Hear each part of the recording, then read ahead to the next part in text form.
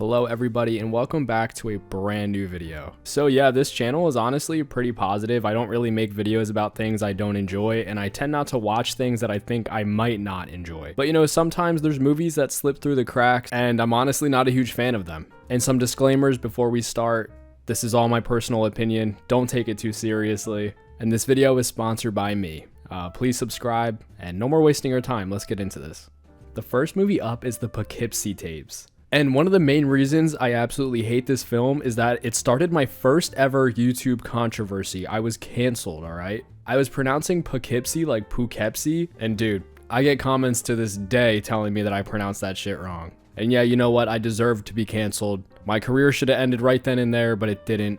Thank you guys for not burning me in a fire. But besides that reason, this movie is just complete and utter dog shit. Now, I'm not going to leave it at just that. Of course, I'm going to tell you specifically why. But this stems from a long branching issue in horror films, and that is the art of trying way too hard. Now, I don't want to admit it, but I've seen this movie 4 different times. The first time I watched, I saw a TikTok probably back in 2020 saying, "This movie is one of the most disturbing films you will ever see." And usually I'm very skeptical about that. But I don't know, the way that people were describing it on TikTok and the images I saw when I was looking it up really persuaded me to watch this film. Try it out, get disturbed.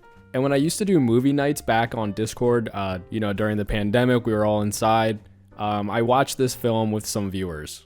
I have never cringed harder in my life. This movie is trying so hard to disturb the audience, to make you feel uncomfortable, that it's laughable at best. It is not scary. It is completely and utterly boring. You can tell the main villain serial killer in this film is trying so hard to be scary by screaming and acting crazy. I'm getting chills of cringe just talking about it. The camera effects make absolutely no sense. They're putting so many filters over this digital camera to make it look like it's a shit camera, and it's almost unwatchable at points. It's such an ugly film. Quite literally, none of it is believable besides like the FBI portions of it. I thought that stuff was done kind of okay.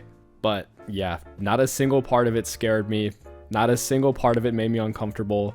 And yeah, I've seen this movie like 3 or 4 times. The first time I watched it all the way through. The second time I was like, oh wait, I forgot how not scary this movie was. The third time was for a video. And the fourth time was me getting footage and images for a video. So you can't say it's a lack of me not trying, because trust me, I've tried. And I feel like this movie gets recommended so much. I feel like I'm the minority here. I don't understand it. And once again, if you love this film, good for you. I just wasn't a fan of it. And yeah, let's move on to the next film in this video. Now let me preface this next movie with saying that I am a M. Night Shyamalan lover. I've told you guys this a million times. This dude is like the only famous person I know that's come out of the area of where I live, and also maybe Kevin Bacon. I'm pretty sure he's from around here.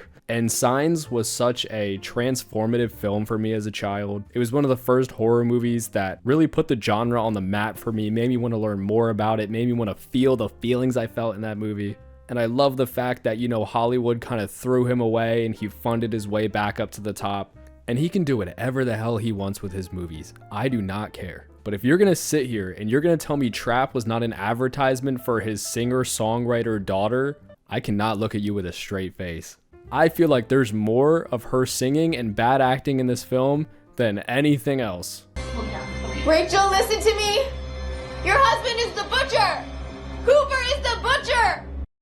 Josh Hartnett in this film is the only redeeming quality. Usually when I watch an M. Night Shyamalan film, I'm kind of looking for the twist, something to catch me off guard, but you can see this shit coming from a mile away, 2 miles, 12 miles away. And I know there's going to be people who say this isn't a horror movie, that it's a thriller, that it's a... No, if you look it up, it's categorized as a horror film. And also, I've seen some things about that this movie is, don't take it too seriously. I wasn't. I genuinely was looking at this film, not with rose-tinted glasses. I wanted to have a good time, and I went into this film knowing it wasn't going to be very good, but my expectations were absolutely destroyed. It is so unenjoyable. It is so boring. The fact that both of M. Night Shyamalan's daughters make it into this film, and a majority of it is around his main daughter. That's a weird thing to say. I forget what I put on the Letterboxd review, but it was something of this movie was an hour and 45 minutes of the M. Night Shyamalan family tree advertisement or something. But yeah, the whole concept is built around his daughter, who's a singer.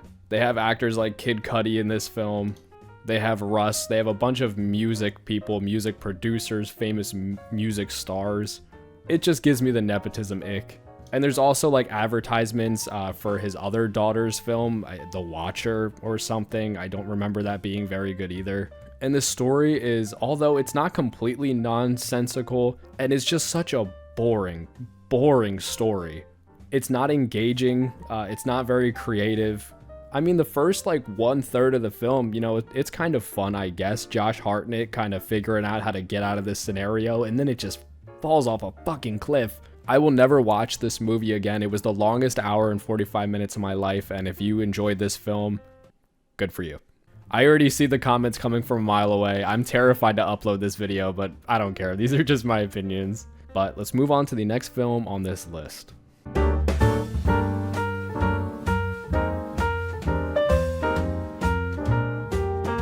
Next up is a movie I'm pretty sure nobody here has ever heard of. It is called Separated.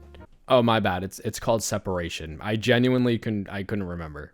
This was like one of the first horror movies that came out during the COVID times, one of the first ones to hit the movie theaters. And I'm not basing my opinions off of Rotten Tomatoes, but this shit has a 7%. I don't think you understand how bad that is. A 7% is genuinely impressive to get on Rotten Tomatoes. I could probably upload a video of me rubbing my feet with baby oil. Oh, maybe that's not a good... I could probably film myself shitting into my hands and clapping and somehow distribute it to movie theaters and probably get higher than a 7%. So the synopsis of this film reads, after the untimely death of his wife Maggie, Jeff and his daughter Jenny are tormented by unexplained paranormal activities that threaten the lives of everyone around them. And it's going to be kind of hard to talk about this film because I don't really remember a whole lot of it. Besides that, I'm not going to lie, low-key, there was a part in the film where I was like, that's a cool idea, and it literally lasted for maybe exactly a second. And it's this guy right here, this little Joker-looking dude crawling on his back. That's about it. If you're ever on TikTok, you actually might see a clip of that, and it's a complete catfish of the film. If you see that clip and you think it looks like a good film, good scary film, it's not. Now, if you just want to know my opinions, yes, this might be the worst horror movie I've ever seen, and you can click off the video now. But I have a fun little story about this movie. My girlfriend that I've been with for 4 years now, we saw this movie on our first date. Completely empty movie theater, not a single soul in there. And it was genuinely one of the best times of my life. Although this movie is called Separation, it brought two people together. Come on, guys, tell me I didn't kind of eat that shit up right there. That was kind of a cold line, right, guys? And we were just laughing at this movie the whole entire time, especially when the wife gets hit by a car. I know that doesn't sound very funny on paper, but if you were there, trust me. I'm actually going to do something crazy here, and I'm going to recommend this film. Watch it with friends. It's on Tubi for free. Of course it is. Get some friends together, get some drinks. If you don't drink, orange juice or something, and just be ready for one of the worst horror films you've ever seen, period. And it's weird because this guy has directed movies that I enjoyed, like Orphan First Kill. I actually really liked that film. But this guy, his track record is fucking insane. He has a horror movie with 6%, which was The Devil Inside. He made The Boy, he made The Boy 2. This guy's averaging like maybe a 10% on Rotten Tomatoes right now.